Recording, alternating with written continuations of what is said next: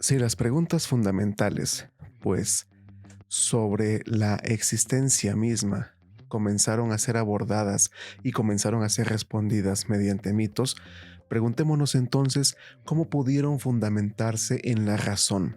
¿Cuáles son los recursos de la razón para explicar la realidad y la existencia misma?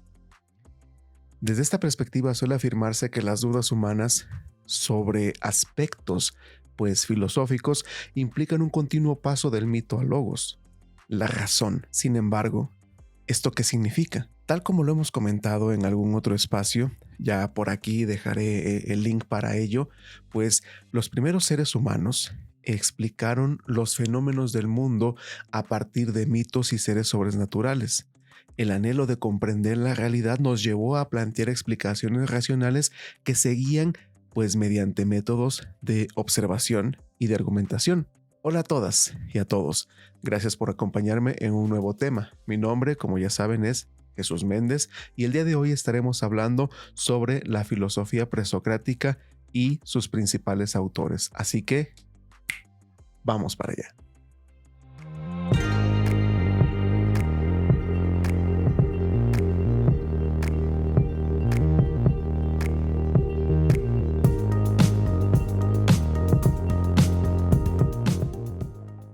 En el fondo, las preguntas que se formulan en la sociedad actual pues no han cambiado con respecto a la antigüedad, aunque aumentó el grado de complejidad de las descripciones de la realidad, lo cual amplía el horizonte de propuestas y de perspectivas. Las respuestas ofrecidas por los humanos de la antigüedad de alguna manera aportaron los elementos para que estas interrogantes tengan una respuesta, pero generaron más dudas y expectativas que fueron respondidas racionalmente, es decir, a partir de la propia razón humana. La filosofía nació como alternativa al pensamiento mítico y religioso. Originalmente, la propuesta consistió en defender la idea de que el mundo que nos envuelve es racional y por medio del pensamiento podemos fundamentar nuestra manera de vivir y concebir la realidad en la cual vivimos. Desde siempre, esta propuesta se enfrentó a varias problemáticas. En este momento, nos concentraremos solamente en dos. La primera está relacionada con el paso de un pensamiento mítico a uno más racional, y la segunda se refiere a la necesidad de concebir el mundo con base en los fenómenos que se le presentaban. En este sentido, preguntarse por el origen de lo que existe no es lo mismo que preguntarse por el origen del mundo, aunque en cierto modo parezca lo mismo. Cuando pensamos en el mundo, pensamos en la Tierra y en las ideas asociadas a esta. Pero preguntarse de dónde proviene todo en cuanto existe, significa cuestionarse sobre el origen, es decir, de qué está hecho eso que vemos. Esto, pues, a su vez, implica plantear preguntas sobre el ser de las cosas, aquello que está debajo de las propiedades y los cambios que experimenta. Los orígenes del mito como forma de reflexión primera sobre ciertos temas se remontan a las primeras civilizaciones, como la propia griega, siendo Homero y Hesíodo dos de los poetas que fundaron tales narraciones. Dice Alberto Bernabé que la tradición ha consagrado el término de filósofos presocráticos para referirse a un grupo de pensadores griegos encuadrados entre las postrimerías del siglo VII hasta bien entrado el siglo V a.C. Su condición de filósofos los separaría de los poetas o de los autores de lo que podríamos llamar pura literatura, en la idea de que pues organizaron unas formas de pensamiento ya no míticas, sino racionales, para dar cuenta del origen y configuración del mundo. En cuanto a su calificación como presocráticos, pondríamos de relieve la idea de que Sócrates, pues de alguna manera, habría desplazado el centro de interés de la filosofía desde el mundo hacia el hombre. Y pues al final de cuentas, como todas las generalizaciones que existen, es esta una verdad a medias, o al menos que requiere ciertas matizaciones. En principio, aplicarles el término filósofos resulta un tanto anacrónico, a menos que lo entendamos en el sentido etimológico del término, amantes del saber, y no en el que pues le hemos dado en nuestro tiempo. En las épocas a que nos damos referencia, la filosofía no se deslindaba con claridad, pues, de la religión o del mito, y de lo que hoy llamamos ciencias. Por el contrario, no es menos cierto que tocaron temas estrictamente filosóficos otros autores, como los líricos, arcaicos e incluso los épicos, es decir, aquellos de los que se pretende separar a los llamados filósofos presocráticos. Sin embargo, pues estos pensadores constituyen un grupo relativamente homogéneo y unitario dentro de la historia de la filosofía, con una serie de características comunes, y se ocuparon de temas similares a los que cada uno fue dando soluciones diversas y, pues, en ocasiones totalmente antitéticas. Desde esta perspectiva, podemos pensar que estos pensadores despiertan principalmente nuestro interés porque crearon una nueva actitud racional ante la explicación del mundo que, pues, pese al tiempo transcurrido y a la evidente evolución de las ideas, siguen siendo básicamente la del hombre moderno, razón por la cual no han perdido su atractivo, que, antes bien, no ha hecho sino acrecentarse en los últimos años, por diferentes que sean sus respuestas a las que podemos dar, pues, en nuestro tiempo. Los presocráticos se encuentran en una transición entre la especulación mítica y la racional. Se dice que los griegos en un momento determinado se liberaron de cierta especulación mítica, característica de todos los demás pueblos de la antigüedad, pues que los habían precedido en la historia, y emprendieron por vez primera en la aventura, pues, de organizar un pensamiento sobre bases racionales. Desde luego que la especulación mítica es más antigua que la filosófica, y en algunos aspectos es cierto que se produjo una transformación en el periodo, pues, que hemos comentado, alrededor del siglo VII hasta el siglo V a.C. Sin embargo, ambos pensamientos se mantuvieron por caminos paralelos durante siglos, y que no se ha tratado de un modo alguno de una pura sustitución radical de uno por el otro. Quizá conviene, antes que nada, que tracemos, pues, aunque sea someramente, las analogías y diferencias existentes entre especulación mítica y racional, que lo hemos hecho ya en algún otro momento. En ambas se trata de reducir la variada complejidad aparentemente caótica de los acontecimientos del mundo, pues, en un esquema ordenado, en el que son fundamentales las relaciones de causa y efecto. En ambos casos se abordan los grandes temas: el origen del mundo y la forma en que pasó de ser como era antes a como es, el origen de los dioses y de los propios hombres, y cómo y cuándo nacieron unos y otros. Se trata, pues, de dar una respuesta al cómo fueron y cómo son las cosas, y sobre todo, por qué las cosas son como son y no son de otro modo. El mito es concreto y la especulación filosófica es abstracta.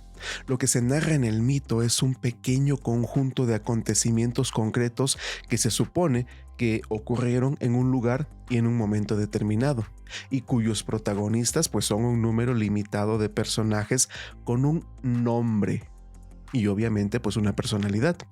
En la filosofía, en cambio, el tiempo en el que transcurren los acontecimientos, que es el mismo que el nuestro, y los hechos se producen y se renuevan de continuo. De ahí que el pensamiento filosófico, pues, surge al mismo tiempo que el pensamiento histórico. Es así que el pensamiento filosófico trata de explicar cómo es el mundo. El mito lo que intenta demostrar es que el mundo es como es porque debe de ser así. No es sino hasta el siglo VI cuando vemos originarse a las primeras manifestaciones del pensamiento racional. Obviamente, pues, el siglo VI antes de Cristo. Concretamente, ello ocurrió en un lugar llamado Mileto, una próspera colonia comercial en Jonia, en Asia Menor, que mantenía amplias relaciones mercantiles con los más diversos enclaves del Mar Negro, Mesopotamia, Egipto y el sur de Italia. Da idea de su pujanza el hecho de que de ella, a decir de los antiguos, dependían prácticamente otras 90 colonias. En ese ambiente cosmopolita, de ciudad nueva, separada de las tradiciones consuetudinarias y abierta al tráfico, no solo de mercancías, también de ideas, y con la suficiente prosperidad y ocio, pues, para propiciar la afición por la especulación intelectual. Ahí es donde aparece la figura en primera instancia de Tales de Mileto. Primero de una serie de pensadores pues que pasaron a la historia como los primeros filósofos. Estos intelectuales fueron abandonando progresivamente las soluciones mitológicas tradicionales. Se investigaron de forma desacralizada sobre los problemas del origen y la naturaleza del mundo. La fe religiosa se vio poco a poco sustituida por una fe más racional y científica, al menos científico a como lo entendemos hoy en día. Aunque se seguía intentando hallar, como en el mito, una unidad detrás de la multiplicidad. Esa unidad que se buscaba estaba progresivamente, pues, despersonalizada. Todo esto fue posible por ciertas condiciones históricas importantes. En primera instancia, hubo una condición básica. La religión griega, por ejemplo, carecía de dogmas y de una casta sacerdotal encargada de mantener esta ortodoxia, como sucedía en algunas otras culturas, sobre todo las de Oriente. En segundo lugar, con el enorme número de movimientos migratorios de los griegos en los siglos VIII y VII a.C., trajeron como consecuencia el desarraigo de las tradiciones locales al fundarse, por ejemplo, asentamientos humanos de distintas culturas. No se olvide que la filosofía no surge en las ciudades más antiguas, pues de la Grecia continental, sino precisamente en tierras de emigrados, como son las colonias griegas de Asia Menor, tales como Mileto, Éfeso y Colofón. Es así como se intenta hallar nuevas respuestas, ahora sobre bases racionales y respuestas pues a las necesidades de la vida social. Debido a todo este movimiento es que se confeccionan los primeros mapas que sustituyen la geografía mítica que aparece, por ejemplo, en la Odisea de Homero, y se empieza a utilizar una geografía real, auténtica y progresivamente más perfecta. Esto funciona para facilitar las navegaciones. Todo ello, pues, obliga a una imagen del mundo menos mitológico y más positivo. No hay que olvidar que esto no se dio, pues, de un día para el otro. No debemos caer, pues, en el espejismo de pensar que Grecia se convirtió de golpe en una forma de pensamiento o de una forma de pensamiento a otra. Podemos recordar que en pleno siglo V, Anaxágoras debió abandonar Atenas acusado de impiedad por creer que el sol era una piedra incandescente. Ya en el umbral del siglo IV, Sócrates es condenado a muerte pues bajo la misma acusación. Estos nuevos pensadores concebían la configuración del mundo, ojo con esto, como un proceso de organización y no como creación. Por ejemplo, se hacían preguntas como: ¿podemos reducir la aparente confusión del mundo a algún principio simple y unitario del que proceden las demás cosas? Y si es así, ¿de qué está hecho en último término el mundo? Estos pensadores pretenden por vez primera en la historia, por lo menos la historia occidental, referirse a realidades objetivas y despersonalizadas, aunque naturalmente sigan teniendo un importante componente divino. Tales filósofos, como los de Mileto, los primeros, se preguntaron sobre la posición que ocupaba dentro del orden que habían diseñado la realidad responsable de la moción y de la vida de los seres a los que pues llamaríamos, no sin una cierta dosis de anacronismo, alma. También es necesario aclarar que en un proceso largo pero irreversible, fundamentalmente desde mediados del siglo V y en Atenas, el hecho de trabajar en prosa. Esto va a convertirse en vehículo casi exclusivo de la filosofía de la época. En la configuración y en el éxito de esta forma de expresión influyeron muchos factores, entre los cuales se podía contar con la transformación progresiva de la forma de comunicación entre el filósofo y la sociedad. En otros términos, el nuevo auge alcanzado por el libro, que de ser un instrumento de memorización que no sustituye a la comunicación oral todavía, pasa a convertirse en su vehículo directo, pues gracias al desarrollo de su edición y comercialización, lo que trae consigo la aparición de las primeras bibliotecas. Los filósofos se caracterizan, pues entre otros aspectos, por reflexionar sobre su realidad. de ser críticos. Por ejemplo, los primeros filósofos cuestionaron los mitos de su tiempo, los criticaron y al no darse por satisfechos con la respuesta que encontraron, buscaron otras. Si no eran de naturaleza mítica, entonces ¿de qué tipo tendrían que ser las respuestas que esperaban encontrar? Lo primero que pensaron fue que todo aquello que los rodeaba debía existir a causa de algo que pudiera ver y sentir, lo cual los llevó a considerar que un elemento material de la naturaleza pudiera ser el fundamento de todas las cosas.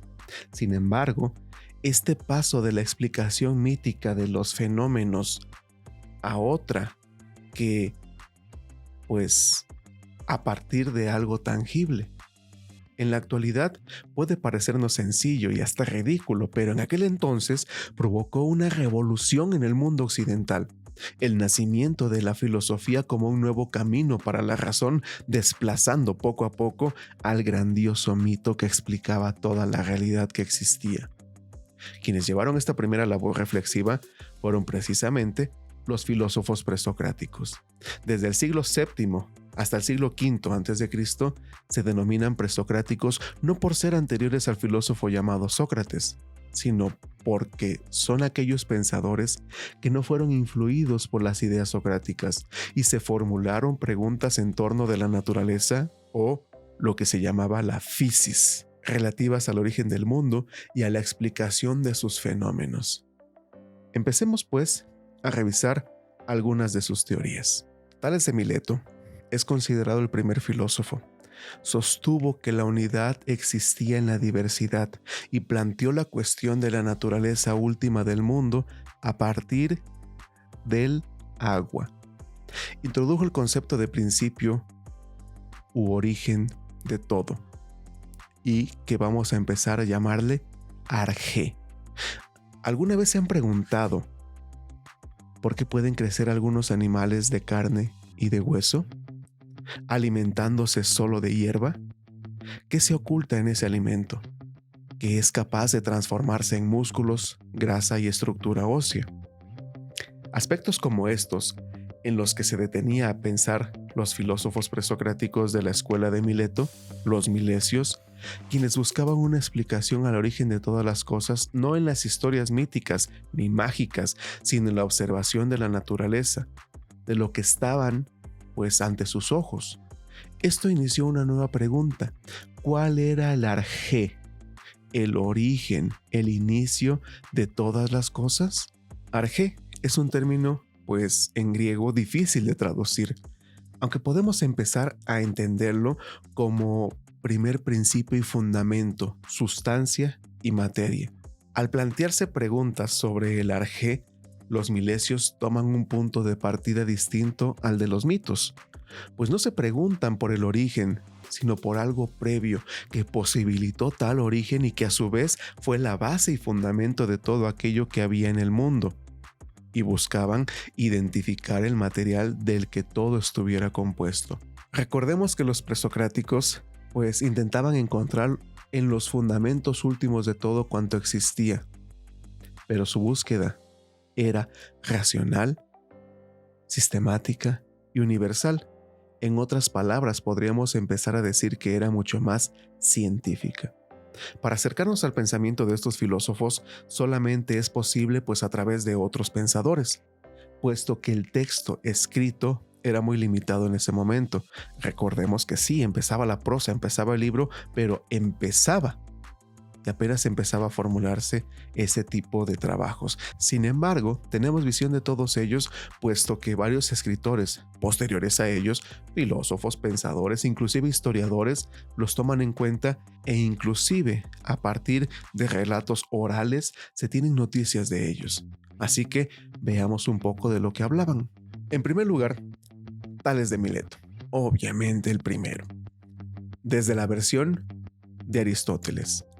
Y dice que la mayoría de los primeros filósofos, a saber de Aristóteles, creyeron tan solo en principio aquellos que se dan bajo la forma de materia, pues afirmaba que el elemento y principio primero de todas las cosas es aquel a partir del cual todas las cosas existen y llegan por vez primera al ser.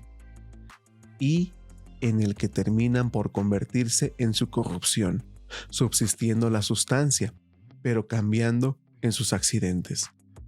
Porque tal naturaleza se conserva siempre, pues es necesario que haya una sustancia natural única o múltiple de la que nazcan todas las demás, mientras ésta se conserva.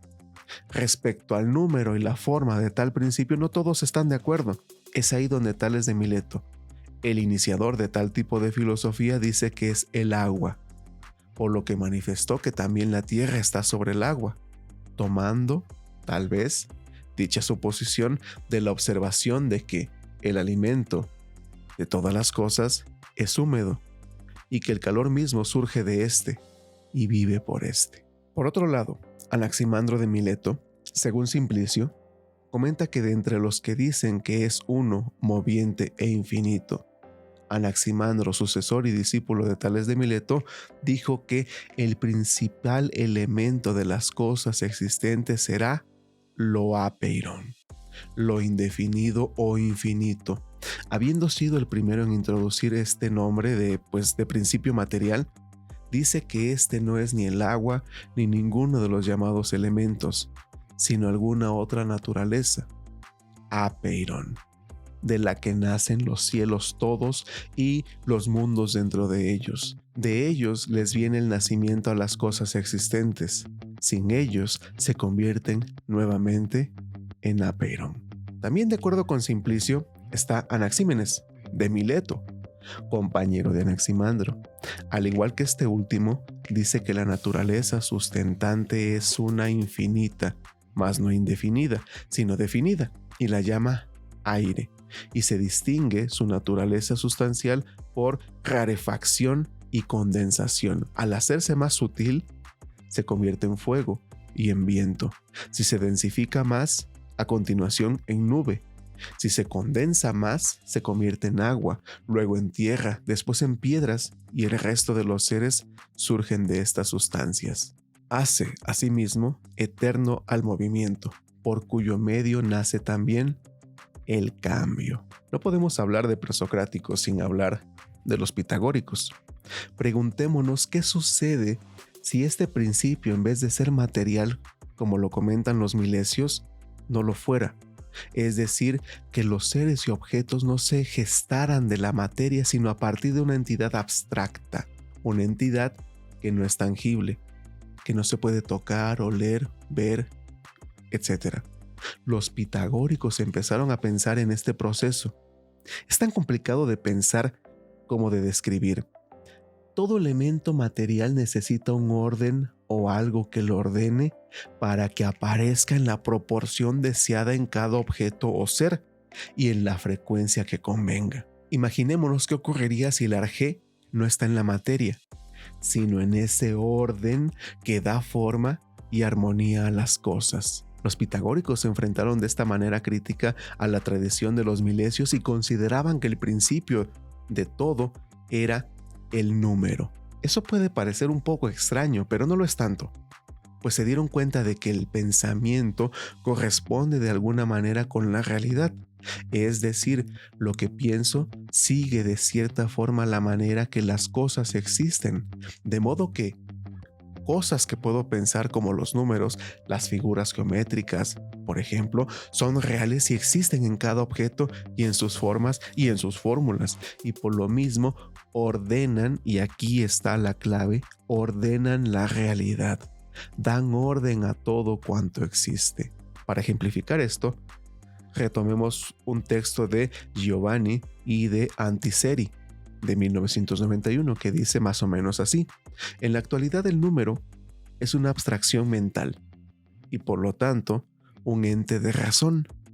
En cambio, para la forma antigua del pensar, hasta Aristóteles, el número es una cosa real, pero no solo eso, es la más real de todas las cosas y precisamente en cuanto tal se le considera el principio constitutivo de las cosas. Los números serán concebidos como pequeños puntos, es decir, como masas, y por consiguiente como sólidos, con lo cual era evidente el paso desde el número a las cosas físicas. Después de la ruptura que significaron los pitagóricos dentro del pensamiento antiguo, los nuevos filósofos no podían seguir guiando sus reflexiones en la misma dirección. Pitágoras había demostrado y mostrado que el origen de las cosas no necesariamente debía ser un elemento material, sino una estructura matemática que se encontraba en el pensamiento. Esto propició que los filósofos ya no se preguntaron por el arjé de las cosas, tanto como por la forma o la estructura de la realidad. ¿Es inmóvil o es dinámica? ¿Es unitaria o es contradictoria? ¿Es una o es múltiple? Las respuestas a estas interrogantes buscaban una vez más identificar cuál pudiera ser el principio de la realidad. Desde esta perspectiva, aparecen dos nuevos filósofos, Heráclito y Parménides. Ellos pertenecen al grupo de filósofos que formularon por primera vez estas interrogantes. Cada uno encontró caminos diferentes para dar respuesta y, en cierto sentido, terminaron por ser contradictorios. Vamos a pensar en ellos. Puesto que se expresaba de manera compleja y difícil de entender, a Heráclito, en primer lugar, se le apodó el Oscuro.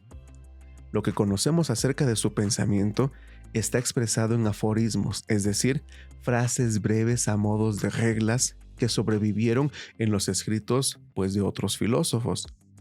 Tres de sus postulados principales son los más claros posibles para comprender el mensaje que nos dejaba.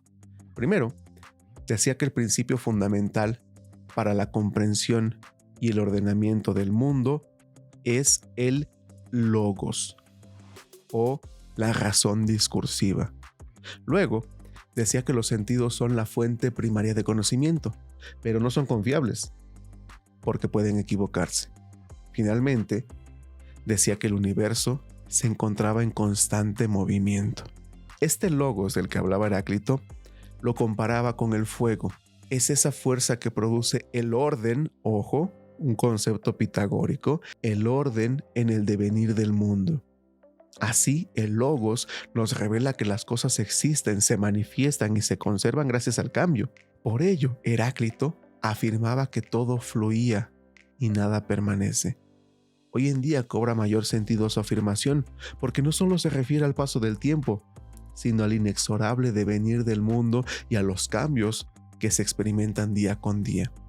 En ese sentido, su famosa frase, no es posible bañarse 2 veces en el mismo río. El movimiento constante del universo entonces expresa la lucha permanente entre contrarios, así como su propio equilibrio. Heráclito afirmaba que todo fluye, que nada permanece. Esta parece ser una conclusión del sentido común. Heráclito aseguraba que una cosa es y no es al mismo tiempo, de modo que pasa de ser lo que era a ser otra cosa, y así sucesivamente. Pero esto ¿no es acaso una contradicción? El pensar que las cosas son y no son al mismo tiempo. ¿Esto no significaría que lo que es de igual manera no es? Ahí es donde entra Parménides de Elea, y él pensaba de esta misma forma. Para él era absurdo pensar que lo que es algo que también no es. De modo que pensó que el movimiento no podría ser la estructura de la realidad tal como lo planteaba Heráclito, por lo que la realidad solo podría estar formada por un principio inmutable e inamovible, y los cambios son solo una apariencia. De esta manera, su pensamiento dio inicio a la reflexión que después, a partir de las obras de Aristóteles, se denominaría metafísica, debido a que trata reflexiones que indagan sobre aquello que sustenta todo lo que existe y no las formas particulares físicas en que cada cosa concreta existe. Las claves para comprender y analizar a Parménides son las siguientes. Él distingue 2 vías de acceso al conocimiento, la opinión y la ciencia, la doxa y la episteme, que también ya hemos hablado de ello y por aquí voy a dejar el link. En segunda instancia, la mayoría de los seres humanos siguen el camino de la doxa. Parménides afirmó que no conviene seguirlo, este camino de la simple opinión, porque solo conduce a las apariencias que transmiten los sentidos y estas normalmente son engañosas. Finalmente, Para llegar a la verdad es preciso tomar el camino, pues, de la episteme, por medio de la razón, la cual mostrará el fundamento de las cosas. No es múltiple y cambiante, sino unívoco y permanente. De esta manera, la filosofía busca a la verdad, la aletheia, únicamente mediante el pensamiento y la razón. Finalmente se encuentran los mecanicistas atomistas, Empédocles, Anaxágoras y Demócrito. Y obviamente junto con Demócrito su maestro Leucipo. Empédocles es un filósofo nacido en Sicilia.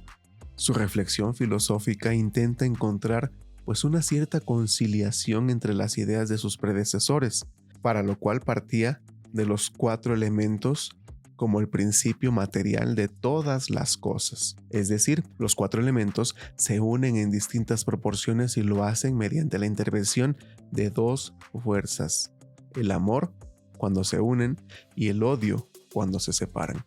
Estos últimos son agentes motores que crean nuevas uniones o separaciones. Ambas fuerzas deben actuar juntas, no puede dominar ninguna de las dos. Se trata pues de establecer un cierto equilibrio o armonía. Los elementos o raíces para Empédocles son aire, tierra, fuego y agua, los cuales no pueden estar permanentemente en un estado de mezcla o separación, sino que alternan entre los dos, y en un determinado punto de cualquiera de estos 2 procesos pueden hacer un mundo de seres mortales, pues como el nuestro. Pensaba que no existía ni el nacimiento ni la muerte, solo existía la mezcla y separaciones continuas.